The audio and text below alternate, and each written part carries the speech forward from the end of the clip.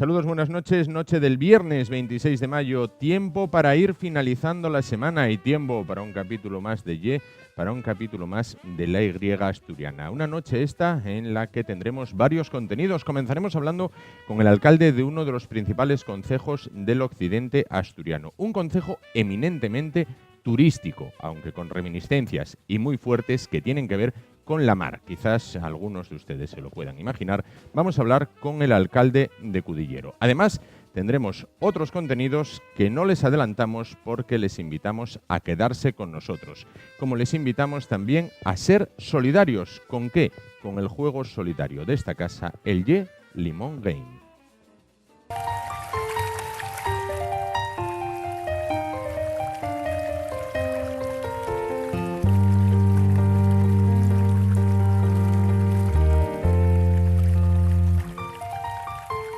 En el corazón de Asturias, Las Caldas Villatermal.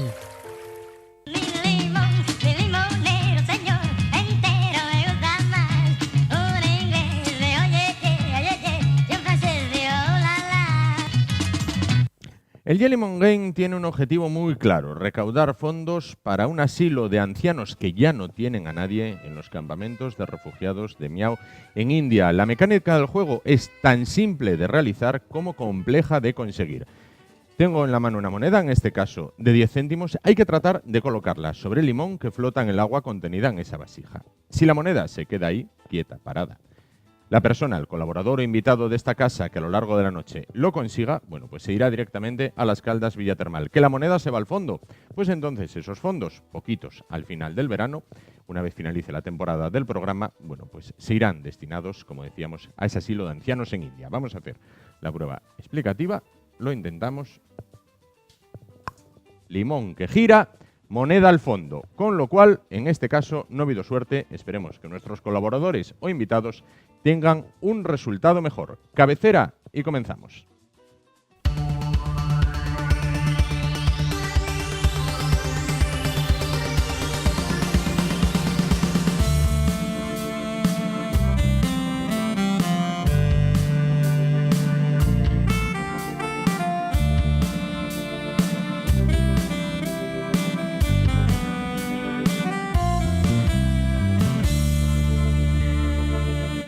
Bueno, pues lo hacemos, comenzamos entrevistando nuestro recorrido habitual por los distintos concejos asturianos. En este caso vamos a hablar de un concejo que aúna la tradición marinera con las explotaciones agrícolas, con las explotaciones ganaderas, y en los últimos tiempos se ha reinventado hacia el turismo. Quizás aquellas personas que nos visitan desde fuera de nuestras fronteras o los propios asturianos, cuando nos damos una vuelta por el occidente de nuestra región, una parada obligatoria y muy recomendable es Cudillero. Precisamente hablamos con el alcalde de este concejo, Ignacio Escribano. ¿Qué tal? Buenas noches. ¿Qué hay? Buenas noches. Bueno, pues lo primero, ¿cuál es la situación actual de Cudillero?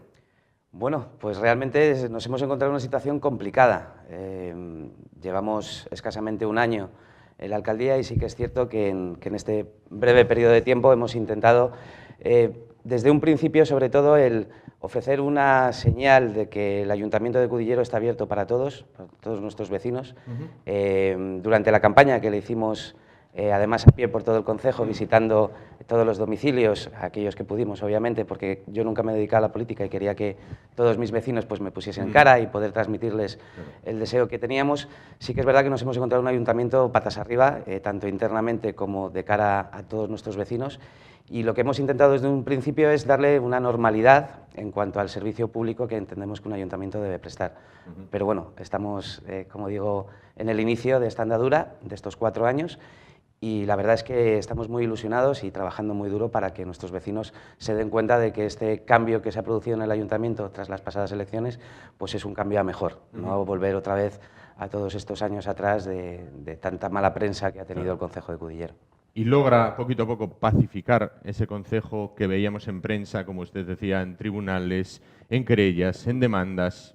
Sí, hombre, es difícil, porque son muchos años los que ha estado el Partido Socialista en el Gobierno y realmente todavía hay coletillas de algunas sentencias que están ahora mismo produciéndose, en las cuales al Ayuntamiento nos están condenando como responsable civil subsidiario, con lo cual Sí que es verdad que seguimos arrastrando todos los hechos acaecidos en estos años anteriores, pero sí que es cierto, desde que hemos entrado la política ha cambiado, es decir, el Ayuntamiento intenta por todos los medios evitar procedimientos judiciales a través de negociaciones, y sí que es cierto, desde que hemos entrado nosotros, pues la cosa parece que está más tranquila en cuanto a esa serie de hechos o circunstancias que durante todos estos años, pues como bien sabéis todos, hemos estado en prensa día sí día también por un montón de noticias casi siempre malas, y intentamos cambiar esa línea de estos años atrás.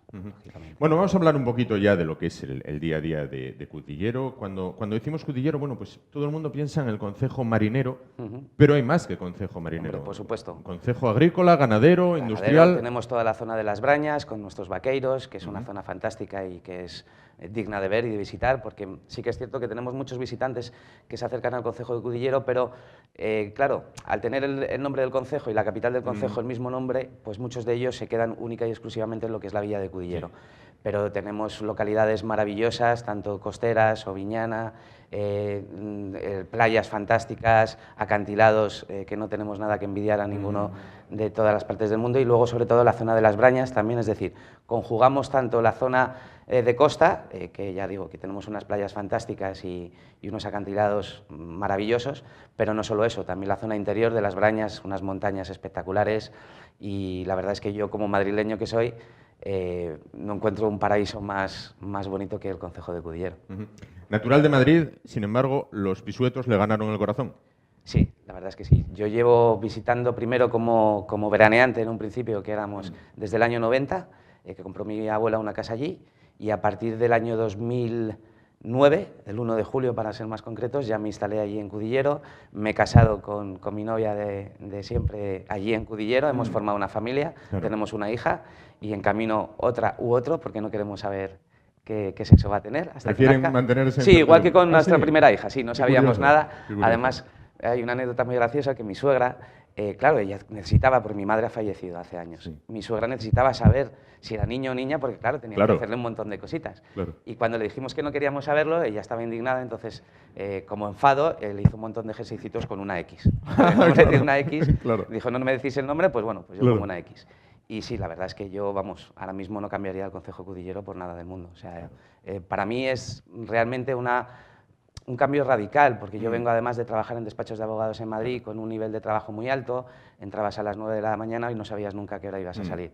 Entonces, el yo poder tener tiempo para criar a mi hija, bañarlas por las noches y todo eso, pues para mí es impagable. Claro. Citaba usted antes, todo el entorno natural, todo lo que la naturaleza le ha dado a Cudillero. Quizás sea extensivo a muchos otros concejos del occidente asturiano, desde Avilés hacia la frontera de Galicia, y sin embargo, quien se lleva la fama, quizás por más publicidad, por más conocido, son los concejos del Oriente. Del Oriente, eso de siempre. Yo incluso cuando estaba en Madrid y hablaba con algunos amigos, no, pues yo este verano me voy a Cudillero, prácticamente nadie sabía dónde estaba Cudillero, y es cierto, Ribadesella, Llanes, todo el Oriente asturiano es vox populi por toda España. Pero yo creo que el occidente asturiano es el gran olvidado, o sea, desde mi punto de vista no tenemos nada que envidiar al Oriente, y yo creo que tenemos un potencial suficientemente elevado como para salir adelante y resurgir como la zona importante de Asturias, que es el occidente. Claro. Por otra parte, ¿cuáles son los principales focos de actividad del concejo? Yo decía antes, marinero, agrícola, ganadero, y se reinventa hacia el turismo. Hacia el turismo, efectivamente.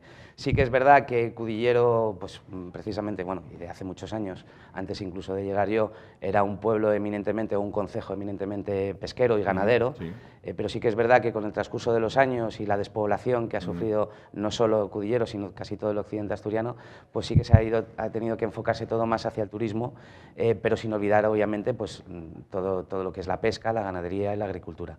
Pero sí que es verdad que es un concejo que ahora mismo es eminentemente turístico. ¿Esos focos de actividad, entonces, además del turismo, cuáles serían? Pues, hombre, principalmente la pesca. O sea, la pesca en Cudillero es uno de los motores principales. Junto tenemos dos cofradías, la de Cudillero y la de Oviñana. Tenemos un marisco fantástico. Tenemos unas flotas de pescadores que no tienen nada que envidiar al resto. Y sí que es verdad que, digamos, a lo mejor por políticas que vienen ya desde instancias superiores que se nos escapan de nuestro propio control, es decir, Europa, pues sí que es verdad que están un poco más perjudicados de lo que nos gustaría en cuanto pues, a la cota de capturas que tienen, etcétera, etcétera. Pero vamos, que nosotros, desde luego, desde que hemos entrado en el equipo de gobierno, sí que es cierto que una parte fundamental del esfuerzo está enfocada al turismo, porque es la demanda que existe, pero no queremos olvidar ni muchísimo menos a nuestros ganaderos, pescadores y agricultores, lógicamente. Por otra parte, ¿cuáles son los principales proyectos en marcha actualmente o al corto plazo por parte del Ayuntamiento? El principal ahora mismo que tenemos entre manos es una relación de puestos de trabajo. Nosotros cuando entramos en el Ayuntamiento tuvimos constancia de que no existe una relación de puestos de trabajo que es de obligado cumplimiento de la Administración Pública, y ya no solo de cara a lo que es la organización interna del funcionamiento de un ayuntamiento, sino de la propia seguridad jurídica de los empleados municipales. Sí que es cierto que, por ejemplo, con la RPT nosotros lo que pretendemos hacer es que haya una valoración de los puestos de trabajo acorde a la legalidad vigente, que haya promociones internas, porque tenemos constancia que en ese ayuntamiento no ha habido promociones internas, me atrevería a decir nunca o casi nunca. Ha habido muchas contrataciones irregulares de pues, hacer favores, meter a alguien a dedo, etcétera, etcétera, y todas esas cosas pretendemos, y es una de las principales, funciones que ahora mismo tenemos en mente. Otra, desde luego, y también muy importante, es el recuperar la confianza de nuestros vecinos. O sea, yo llevo menos de un año en la alcaldía y sí que es cierto que muchas veces se me ha planteado en las reuniones con los vecinos, pues gente que lleva desde el año 2000 o 2002 esperando a que se le resuelva un problema que tiene. Entonces, lógicamente, uno de mis principales objetivos es recuperar la confianza de mis vecinos, que sepan que yo estoy ahí para trabajar por todos y digamos que eso es uno de mis mayores objetivos. Por último, y no menos importante obviamente, es la reducción de la deuda. Nosotros cuando entramos en la alcaldía, el ayuntamiento, el concejo de Cudillero en su totalidad tiene una deuda que asciende a casi los 9 millones de euros, es decir, que salimos a 1.600, si no recuerdo mal, euros por habitante para hacer frente a esa deuda. Y obviamente, claro, parte de esa deuda es como consecuencia del préstamo del plan de pago a proveedores, con lo cual nos tuvimos que adherir a un plan de ajuste. Entonces, lo que estamos intentando por todos los medios, de hecho, estamos pendientes de aprobar los presupuestos, es intentar reducir lo antes posible esa deuda, porque si no, no tenemos margen de actuación, lógicamente. ¿Y cuáles son las principales reivindicaciones históricas de Cudillero, tanto en lo que atañe al ayuntamiento como a sus vecinos? Una de las más importantes y que de verdad yo llevo muchísimos años escuchando es en Oviñana el acceso al faro vídeo. Es uno de los principales problemas que tenemos y además es una demanda que llevan haciendo nuestros vecinos de Oviñana desde hace... Vamos, yo ya era veraneante allí y ya lo escuchaba, porque además es uno de los sitios más frecuentados del concejo, pero sí que es verdad que el problema principal que hemos visto en este concejo es la falta de atención.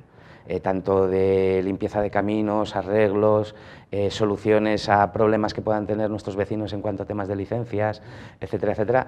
Ya te digo, llevaba pues desde los años 2002 resolviendo expedientes más los que se acumulan del día a día, con lo cual, claro, es una carga de trabajo que muchas veces me da rabia porque a lo mejor viene un vecino que es la primera vez que viene y ha venido hace 6 meses, todavía no se le ha resuelto su problema, pero claro, no es consciente de que estamos con problemas a lo mejor desde los años 2002. Y a mí eso me genera muchas veces impotencia, el no poder...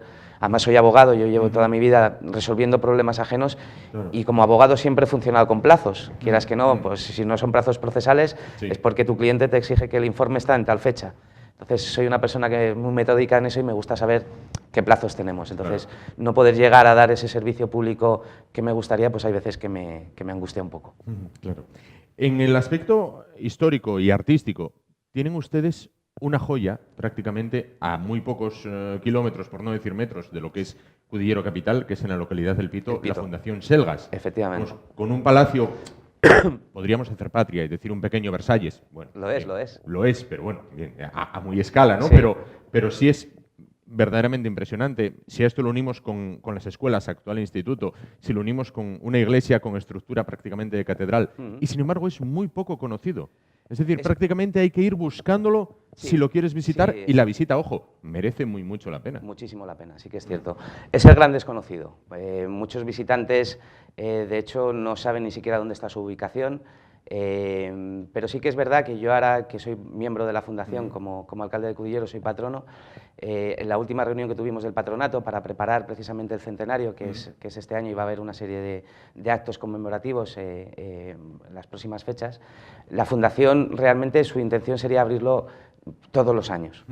Pero obviamente, claro, tiene un mantenimiento, un coste que es bastante elevado. Entonces, lógicamente, el fin principal de esa fundación es preservar los bienes de la familia Selgas-Fegalde, con lo cual yo sé que ellos quieren, y de hecho están trabajando para intentar abrirlo con más frecuentemente, sí. Pero lógicamente la situación financiera y con la crisis que tenemos ahora, que no hay tantas ayudas, etcétera, etcétera, pues no pueden abrirlo tanto como les gustaría. Pero sí que es verdad que es uno de los principales activos que tenemos de turismo, y estoy de acuerdo contigo en que es nuestra pequeña Versalles. Sí. Y es digno de ver, de visitar, no solo lo que es la quinta en sí, sino claro, esos jardines tan maravillosos que tienen, el jardín inglés, francés, claro, italiano. Y la verdad es que nosotros desde el Ayuntamiento vamos a colaborar y a ayudar a la Fundación en lo que sea posible para que esa apertura de la quinta pues sea más frecuentemente. Incluso pienso recuperar un poco, ahora que está tan de moda la figura del emprendedor, sí. Bueno, recuperar un poco la figura histórica de esas personas que lo crearon. Sí, es decir, mecenas, porque dos hermanos se casan con dos hermanas, ninguno de los dos matrimonios tiene descendencia, labran toda su fortuna, bueno, a base de esfuerzo, sí, sí. De dedicación. Claro, ahora que está tan de moda la cultura del emprendedor, bueno, hay un ejemplo histórico en Cudillero. Tremendo, y además es admirable. A mí me cuentan muchos vecinos, pues desde los inicios, desde cuando se hizo lo que eran las escuelas, que ahora es el instituto, que es uno de los institutos que yo, sinceramente, tiene una forma de trabajar maravillosa. Sí. Tiene una directora, Ana, que es fantástica y que tiene las ideas muy claras y hace que sus alumnos sean muy participativos, o sea, no solo es las horas lectivas, sino también prepararles un poco para lo que es el día a día de la vida.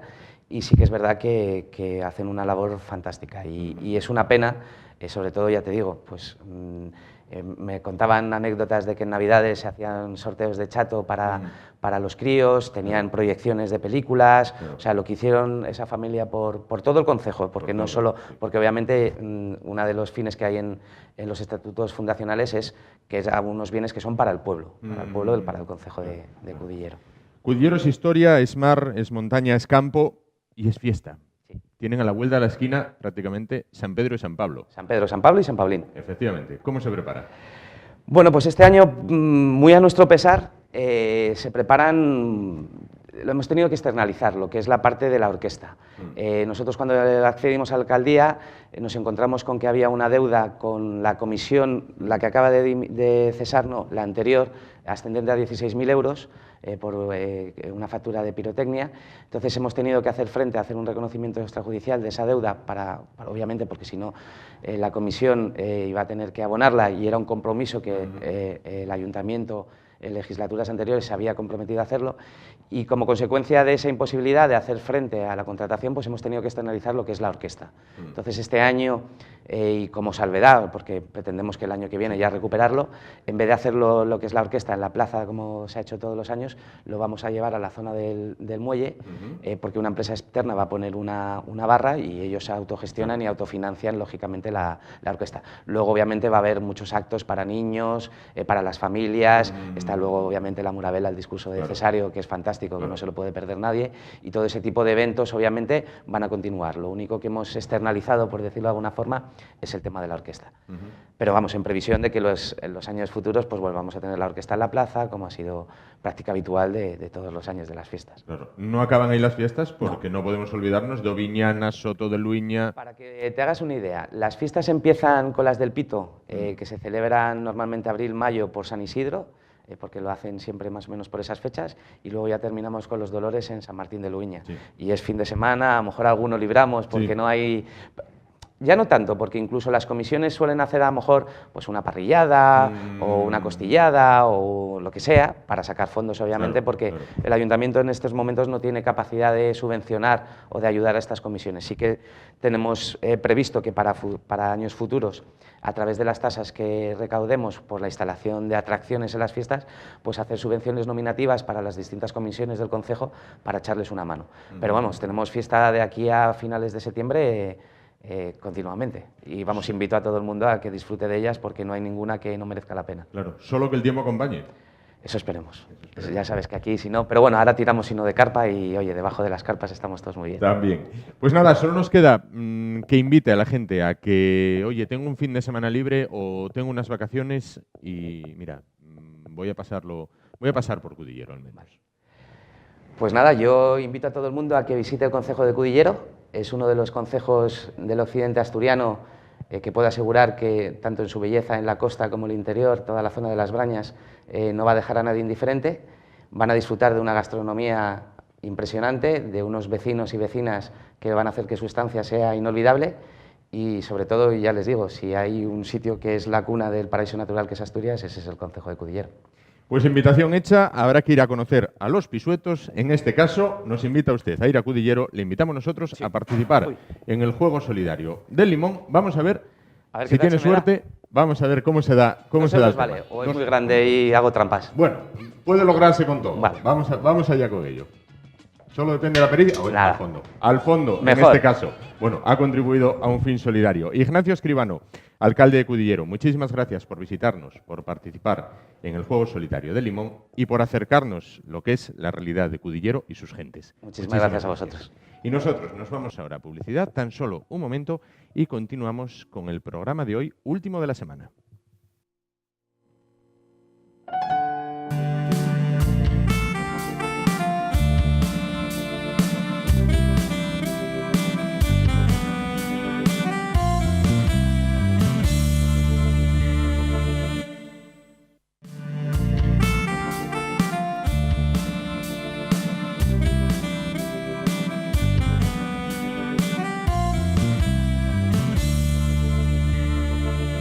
Continuamos después de la publicidad y continuamos hablando del mar, aunque en términos ya no tan agradables. Bueno, quizás ustedes, estamos seguros, están al corriente de la historia de Alejandro y Emilio López, bueno, tío y sobrino y tío marinos obetenses que llevan desaparecidos en aguas del Mediterráneo desde el pasado 29 de abril, cuando su velero, bueno, pues iniciaba la travesía entre Cans y Mallorca. Bueno, pues la búsqueda oficial por parte de los gobiernos se ha suspendido hace ya unos días y ahora es tan solo su familia en solitario quien afronta la búsqueda de estos dos obetenses, marinos experimentados, y la familia no pierde la esperanza, perdón, familia y amigos. Hoy se encuentra con nosotros Cristina López Cordero, respectivamente hermana y sobrina de Alejandro y Emilio. ¿Qué tal? Buenas noches. Hola, buenas noches. Bueno, pues ¿cuál es el estado actual de la situación? Bueno, como has dicho tú, el estado actual es que ya no hay ningún tipo de protocolo de búsqueda. Este lunes pasado nos notificaba Salvamento Marítimo que los avisos a navegantes que se estaban pasando hasta ese momento cada 4 horas se dejaban de hacer, que bueno, simplemente consiste en dar un aviso a todos los barcos que van pasando por la zona por si avistan algo. Eso era lo único que ya quedaba como protocolo y eso lo han eliminado desde el lunes pasado. Actualmente la búsqueda la afrontáis en solitario. Sí, ya antes de que sucediese esto ya nosotros estábamos viendo que había una búsqueda muy reducida, o lo que creemos que es una búsqueda muy reducida, porque en el caso de Baleares sí que teníamos una información directa, porque estaba un hermano mío allí, aparte que bueno, hay comunicación telefónica y sabíamos bueno, que habían dejado ya de salir aviones hacía tiempo, pero que estaban pendientes, como estos avisos a navegantes. En el caso de Francia desconocíamos bastante lo que estaba pasando, pero nos llegaba algo de información, pero en el caso de Italia y Argelia no sabíamos nada. Entonces, sospechando que cada vez se estaba haciendo menos o que incluso no se hacía nada, pues mi hermano, estando desde Mallorca, empezó a contactar con empresas y empezamos a valorar una búsqueda privada, mucho más limitada, con muchos menos medios técnicos, lógicamente, que lo que da una avioneta, pero para hacer algo claro, que nos parecía útil. ¿Y que pagan con sus propios fondos? Sí, pagamos con con nuestros propios fondos. Ahora mismo estamos pagándolo gracias a la solidaridad de un montón de gente que nos está donando de forma totalmente altruista dinero en una plataforma que abrimos la semana pasada. Fue un planteamiento que ya nos habían hecho, pero nuestra familia no quería hacerlo porque, bueno, pues porque parece un tema bastante delicado. Sí. Y cuando sucedió lo de Marta y David, los chicos de Malasia, sí, nosotros nos pusimos en contacto con su entorno y lo primero que nos preguntaron era si teníamos plataforma de crowdfunding. Y dijimos, pues no. Y ellos nos dijeron, pues tenéis que hacerla porque la vais a necesitar seguramente y porque Marta y David os quieren donar parte del dinero que sobró, bueno, parte no, en lo que les había sobrado de su búsqueda. Y así fue, alentado por ello y por un montón de gente en nuestro entorno que no sabía cómo ayudar y que creían que la única forma de ayudar era aportando 5 euros, 10 euros, 30 euros, pusimos la plataforma en marcha y con eso estamos sufragando estos primeros vuelos. Claro. ¿Cuántas firmas habéis recogido?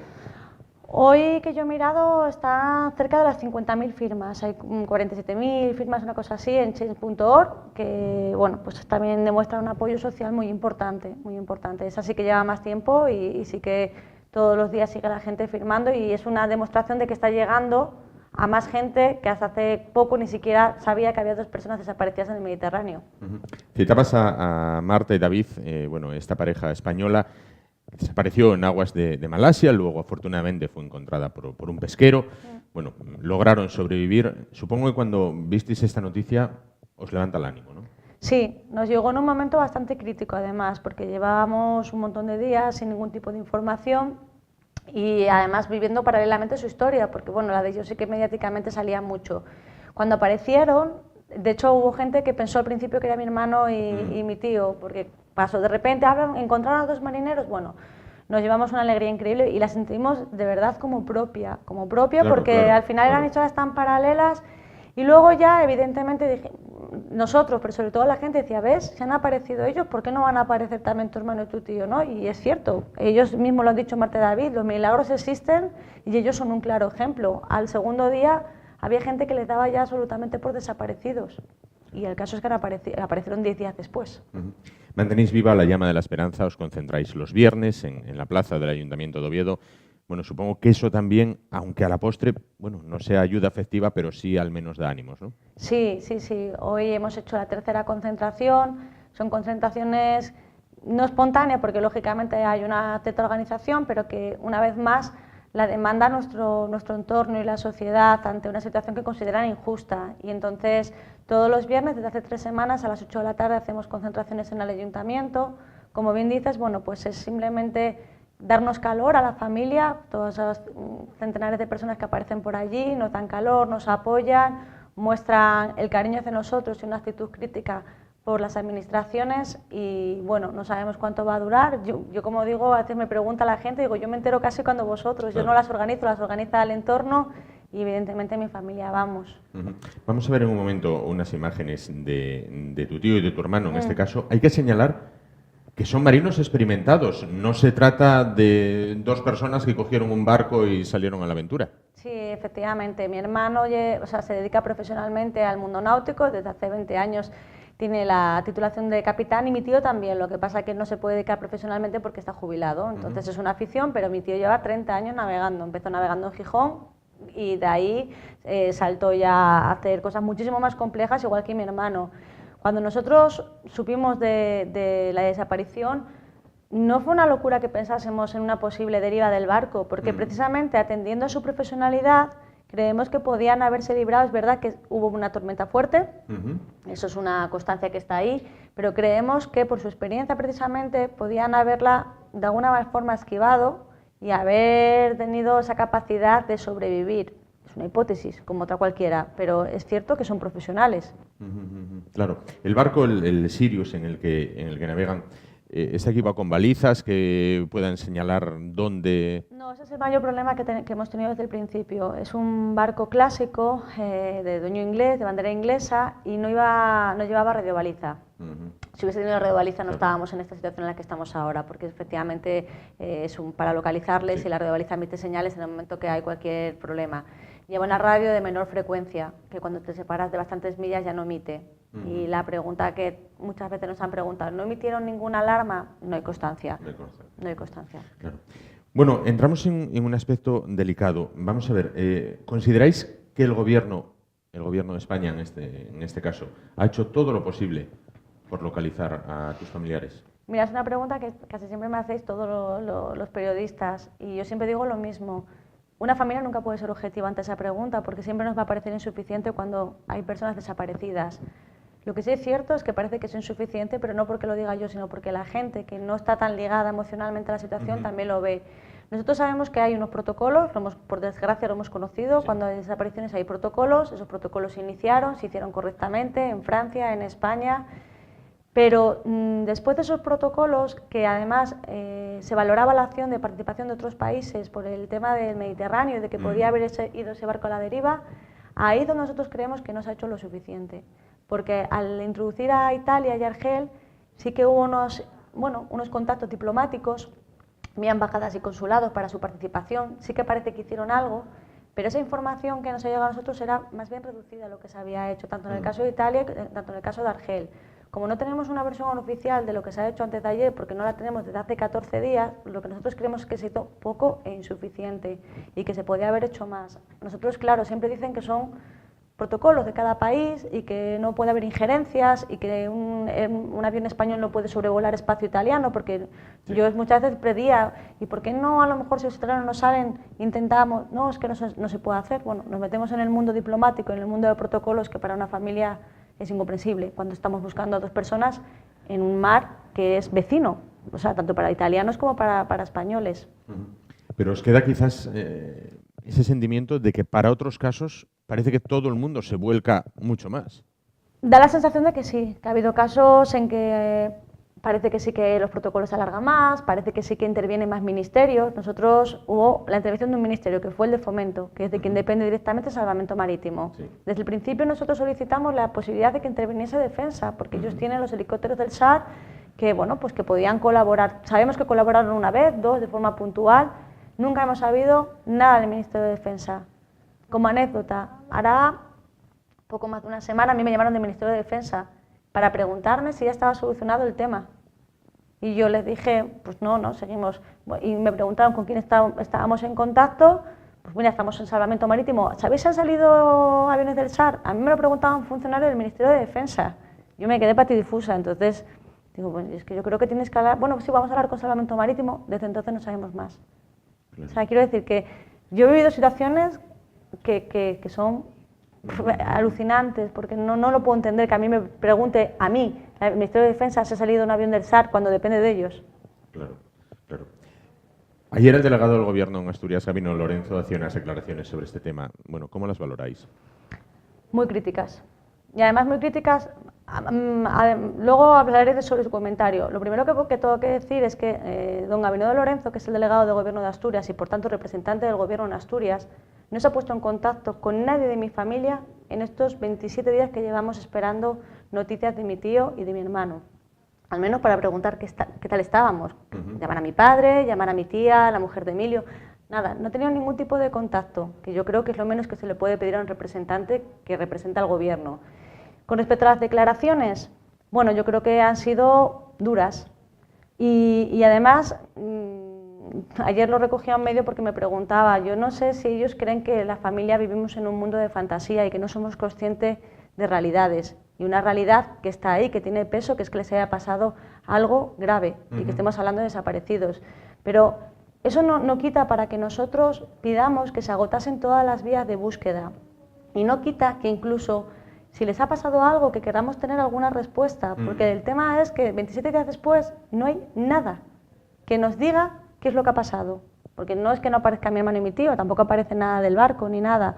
Entonces, que este señor no se ponga en la piel de una familia, que tenemos a dos familiares directos desaparecidos y que diga que lo que tenemos que hacer es casi que sentarnos y asumir la realidad, yo le diría que la realidad la tenemos asumida hace mucho tiempo. Y si tan preocupado estaba, podía habernos llamado y preguntarnos, pues eso, o decirnos claramente, como él dijo ayer, que los protocolos habían hecho mucho, que se siente con nosotros y que nos lo explique, que yo creo que es su cometido.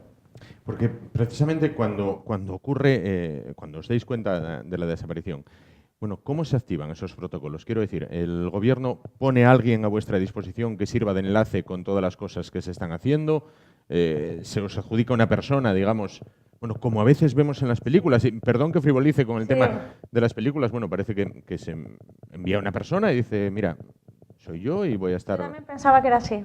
También igual es porque he visto películas, no tiene nada que ver. Es decir, en el momento que se inicia un protocolo de búsqueda, como fue este caso que se activó el lunes 2 de mayo, Salvamento Marítimo toma las riendas. Salvamento Marítimo, en este caso de Francia, que se coordina con España. El jefe de Salvamento Marítimo de Baleares no tenemos más que elogios para él, porque cada vez que hemos llamado, cualquier persona que llamase, de familiar o de nuestro entorno, le ha dado información directa de todo lo que estaba pasando. todos los días más o menos intentaba informarnos, aunque no hubiese nada de información. Cuando ya pasamos al siguiente, en el escalafón, al siguiente persona, que sería de rango mayor, nosotros hemos tenido contactos muy someros con el Ministerio de Asuntos Exteriores a través del responsable de emergencias consulares. Esa persona aparece cuando nosotros solicitamos que a lo mejor la participación de otros países. Y sí que, bueno, pues se muestra en principio interesado por la historia, nos remite que va a informar a los consulados, pero más allá de 2 llamadas telefónicas, 3, que incluso llamábamos nosotros, ¿no? Y 2 email, donde el último email lo que se nos informaba era lo que había hecho cada consulado, o bueno, la información que le llegaba al consulado, no hemos sabido más. Como estuvimos bastantes días sin saber nada, mi tía, la mujer de Emilio, decidió llamar ella el jueves pasado, preguntando, oye, quiero saber qué está sucediendo en España, en Italia y en Argelia. Voy a preguntar. Jueves no tuvimos respuesta. Volvió a llamar el viernes. ¿Has sabido algo de lo que ha pasado en estos 2 países? No, estoy esperando por gestiones. Pasó el fin de semana y llegó el lunes hace una semana. Y el lunes lo que le dijo fue que, bueno, que estaba esperando, que se quería, y porque claro, nosotros tenemos mucha prisa, no podemos esperar esos tiempos. Y entonces al final le dijo, mira, si quieres llama tú, yo te facilito todos los teléfonos de los consulados y las embajadas, puedes llamar tú. Es decir, os dieron los teléfonos para que llamarais vosotros. Sí, pero eso ya lo había hecho. Particular. Eso ya lo había hecho yo también 15 días antes, porque como veía que las cosas iban tan lentas, yo hablé con el consulado de Marsella y él me facilitó, y entonces yo hablé con el embajador de Roma, hablé con Argel, o sea, es esperpéntico. No hay personas, o sea, nosotros, si tú llamas, te recibe muy bien, te contesta muy bien, todos son palabras afectivas, lógicamente, pero no hay esa persona que todos pensamos en la película, un coordinador que llame a la familia, que te explique. Aquí podríamos decir, Miguel, el Salvamento Marítimo de Baleares, podría ser esa figura, pero claro, él desconocía lo que se estaba haciendo en Italia y en Argelia, por ejemplo. Sabía un poquito, pero muy poco. Él sabe lo que se hace en su propio salvamento, que es el de Baleares y el de España, en todo caso. Claro, porque supongo diferenciáis, ahora que ejemplificas con el responsable de Salvamento Marítimo en Baleares, la labor de los profesionales de la labor de los políticos. Claro, es que no tiene nada que ver. Miguel es un profesional, jefe de Salvamento Marítimo, lleva muchos años, él nos informa, nos da... Por eso cuando digo lo de Don Gabino de Lorenzo, porque Miguel también nos plantificó esa realidad, esa hipótesis, o sea, nosotros no estamos engañados ni mucho menos, pero son personas que te van informando.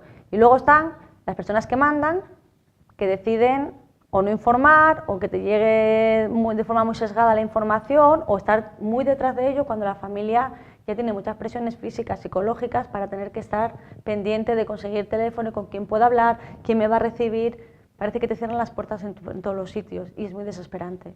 Llega un momento que genera mucha impotencia y mucha indefensión. ¿Habéis perdido la esperanza? No, si no, no estaría aquí. Ni hubiésemos estado en la concentración de hoy, ni estaríamos siguiendo con avionetas.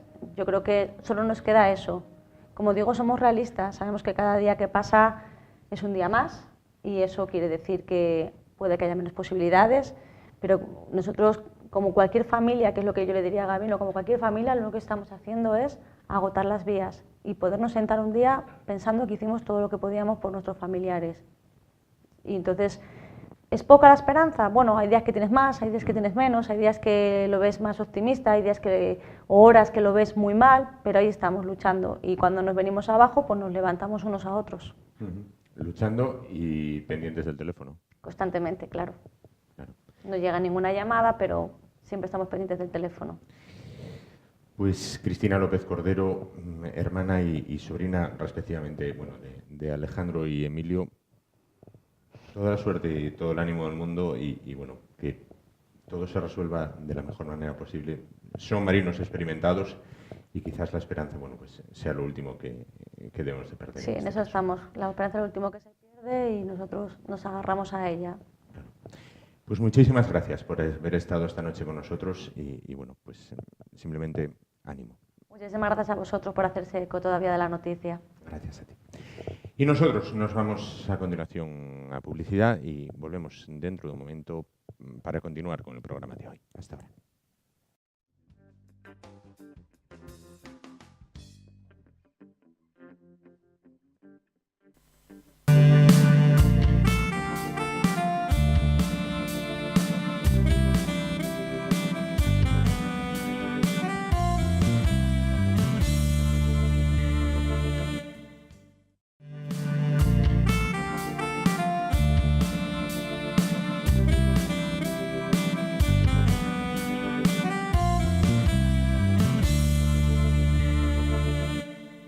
Cuando nos movemos en el entorno de las 10:30 de la noche, aproximándonos a las 11, bueno, pues es un buen momento para recuperar nuestro apartado habitual de lengua de signos española, la lengua que utilizan, bueno, que signan las personas sordas para comunicarse. Apelamos de nuevo a la colaboración de José Manuel Valdés del proyecto mismanoshablan.es para hablar precisamente de eso, del tiempo, del reloj, de las horas.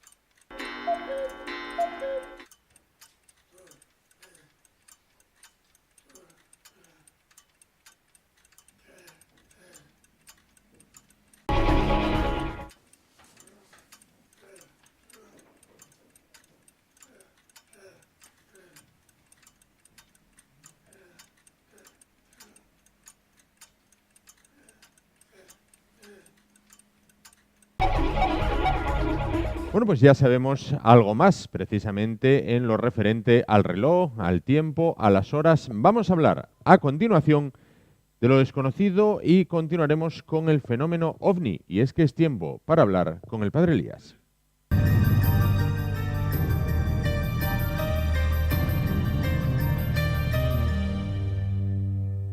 Padre, ¿qué tal? Buenas noches. Hola, Juan. Buenas noches. Bien, no hay novedad dolorosa que comentar. Bueno, pues entonces perfecto. Siempre positivo en este caso. Siempre.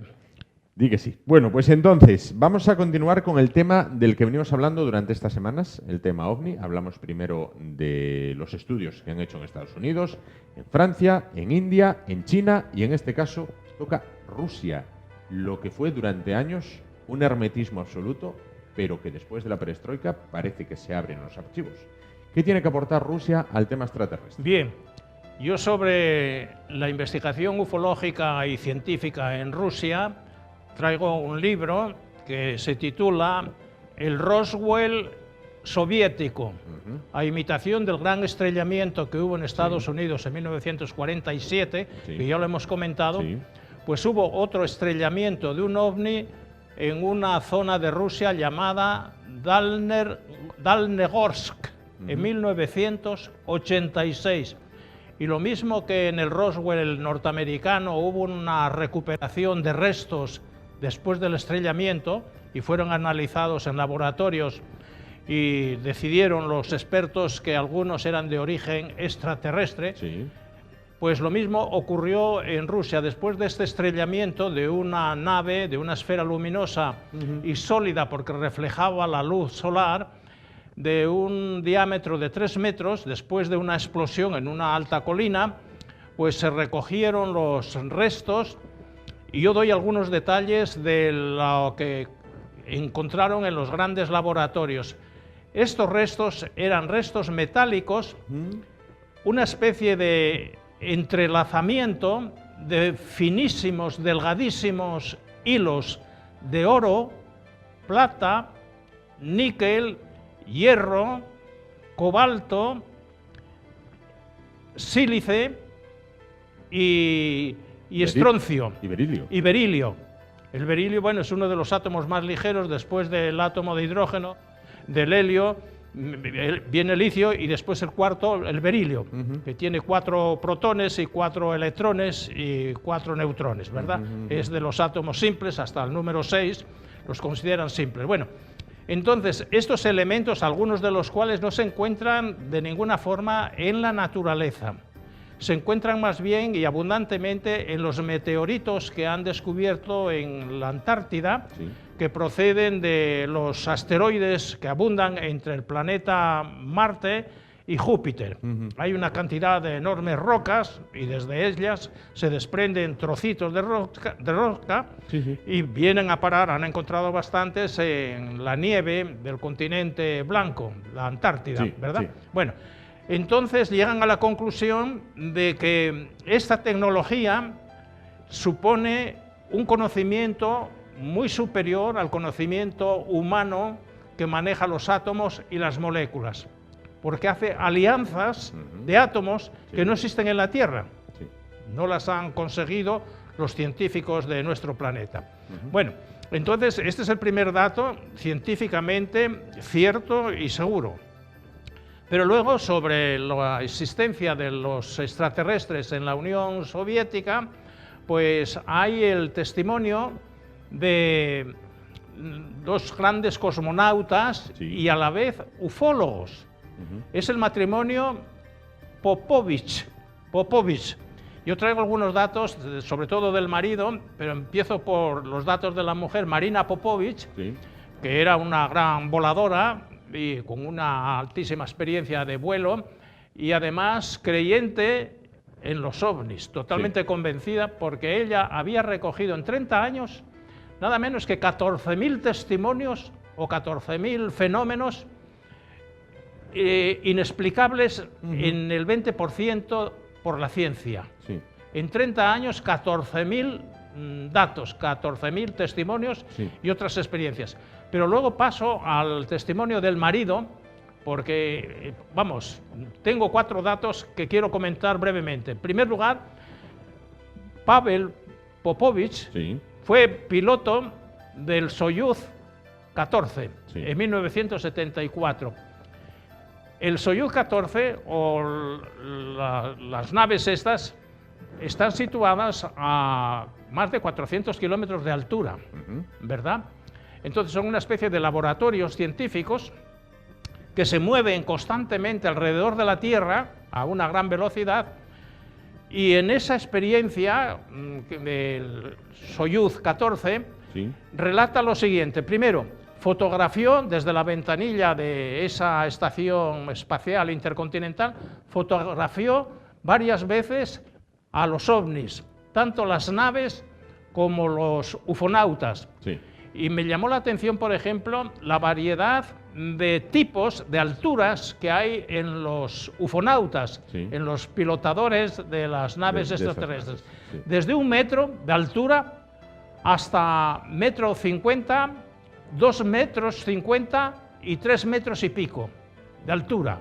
Bueno, esa altura humana no existe en la Tierra, de 3 metros, ¿verdad? Bueno, en primer lugar, los ufonautas con distintas alturas. Las naves, varias formas de naves. La forma esférica la describe gráficamente como un plato boca abajo con una taza encima.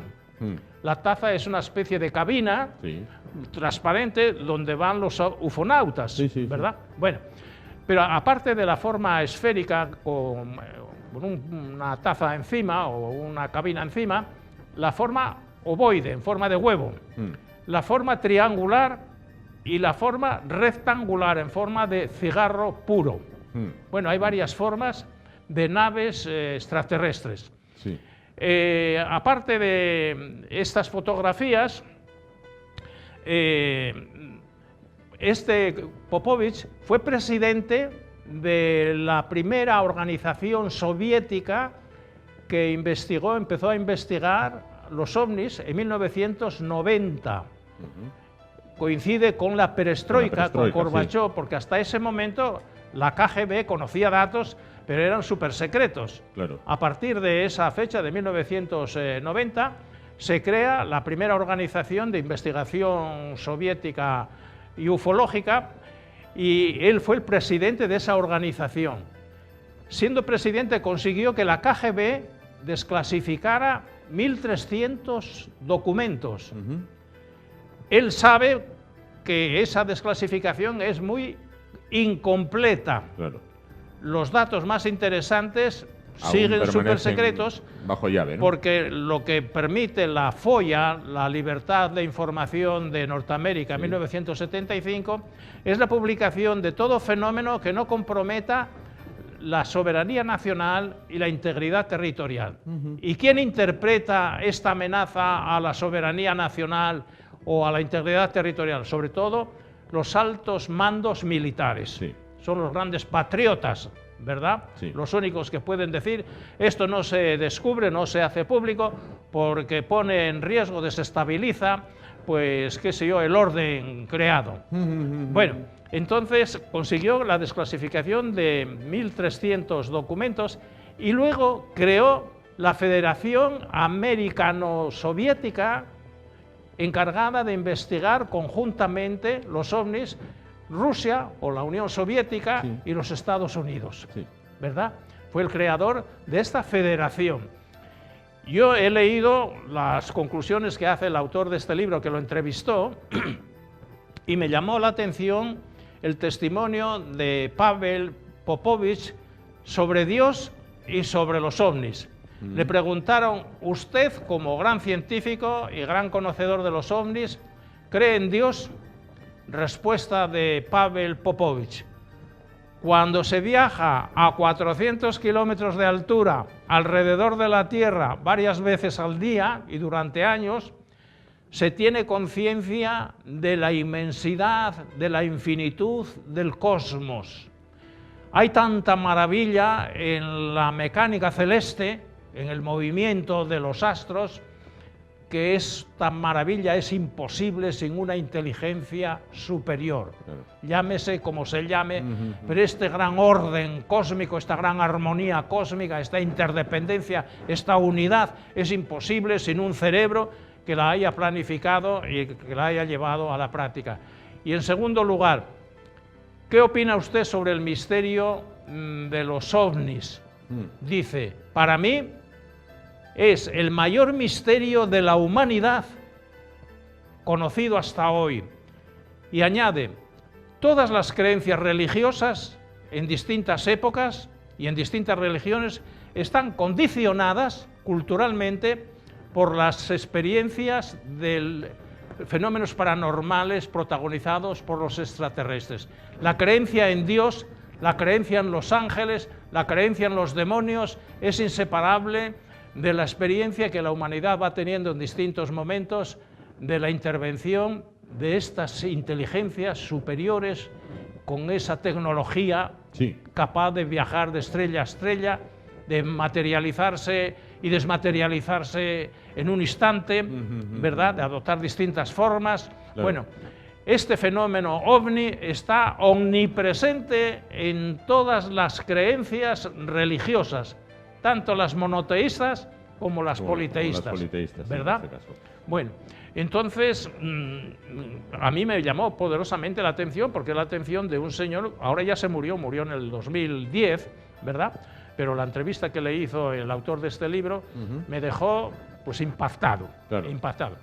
Y finalmente la KGB quería dar unos datos. En primer lugar, ha desclasificado 1.300 documentos a petición de cosmonauta Popovich. 1.300, que es una minoría insignificante. Lo mismo que hizo la CIA, después de la ley de la información sobre... la ley que veíamos el otro día. Sí, la FOIA. Y lo mismo que la FBI, y lo mismo que el Alto Estado Mayor del Ejército del Aire en España. Yo ya he hablado, como he visitado al capitán encargado de los documentos desclasificados, y le pregunté, ¿están desclasificados todos? Y dice, no. ¿Por qué no los desclasifica? Mire, eso yo no lo sé. Pregúnteselo usted al alto jefe del Estado Mayor del Aire, ¿verdad? Entonces, si se desclasifican, si se hacen públicos, parece que son elementos desestabilizadores. ¿Qué es lo que desestabilizan? Las creencias científicas oficiales, ¿verdad?, que no hay más que una raza humana inteligente en el universo, y el orden político y el orden militar propio de cada nación, ¿verdad? Si hay tecnologías extrañas, extranjeras, que entran y salen en tu país y el ejército no puede hacer nada por impedirlo, quedamos anulados, ¿Para qué sirve el ejército? ¿Verdad? Bueno, entonces llego a la conclusión de que el fenómeno ovni sigue siendo un gran misterio, un gran reto para la ciencia del siglo XXI, ¿verdad? Y otra pregunta que le hacen, ¿por qué no se deciden a convivir y a relacionarse con los de la Tierra de una forma ordinaria y permanente? Y más continua. Respuesta que le dieron los extraterrestres a Popovich: hay tal diferencia, tal desigualdad en el nivel evolutivo entre los extraterrestres que nos visitan y los terrestres visitados, que es imposible la convivencia. Si ellos son todavía incapaces de convivir pacíficamente, estando más o menos al mismo nivel evolutivo, cuando hay que convivir con un nivel infinitamente superior, la convivencia no es posible. Entonces están tratando de visitar, de adaptarse, de ayudar al hombre a evolucionar y ser capaz un día de convivir con esa civilización extraterrestre infinitamente superior a la... Porque otra cuestión que se plantea es si son inmortales o no son inmortales. Dice, no, son seres humanos, pero tienen una longevidad infinitamente mayor que la nuestra. Por ejemplo, en la Biblia está la edad de los patriarcas. Sí. Sí. Yo he leído esta mañana la edad de Adán. ¿Sabes a qué edad figura su muerte? A los 930 años. ¿Cómo es posible? Bueno, un día tengo preparada esta charla, dioses, ángeles, demonios y extraterrestres. ¿Verdad? Dioses, ángeles, demonios y extraterrestres. ¿Qué dice la Biblia sobre los dioses? ¿Qué dice la Biblia sobre los ángeles? ¿Qué dice la Biblia sobre los extraterrestres? ¿Verdad? Y luego la ufología. ¿Qué dice la ufología sobre los extraterrestres como dioses? Los Anunnaki de Sumeria y los Vimanas, las naves pilotadas por dioses en la India.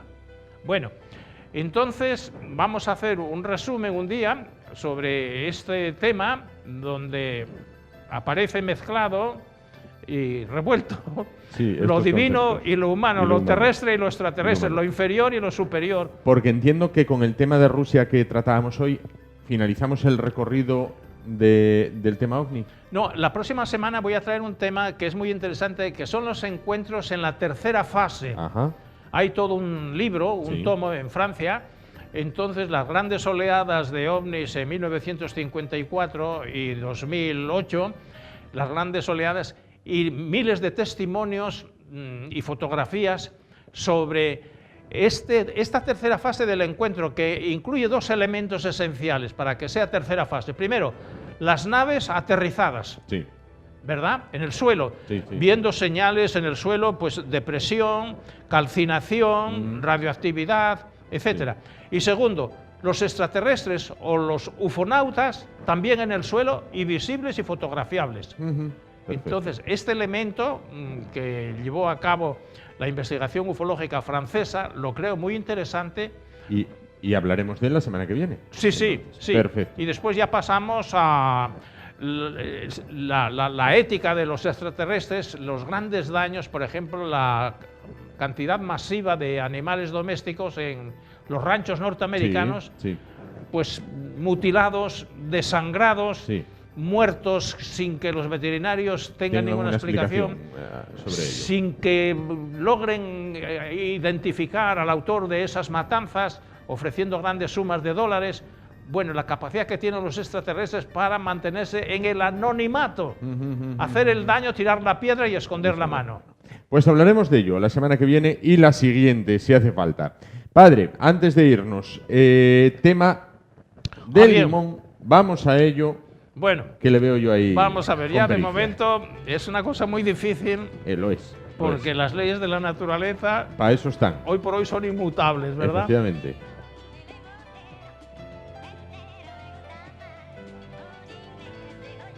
Míralo.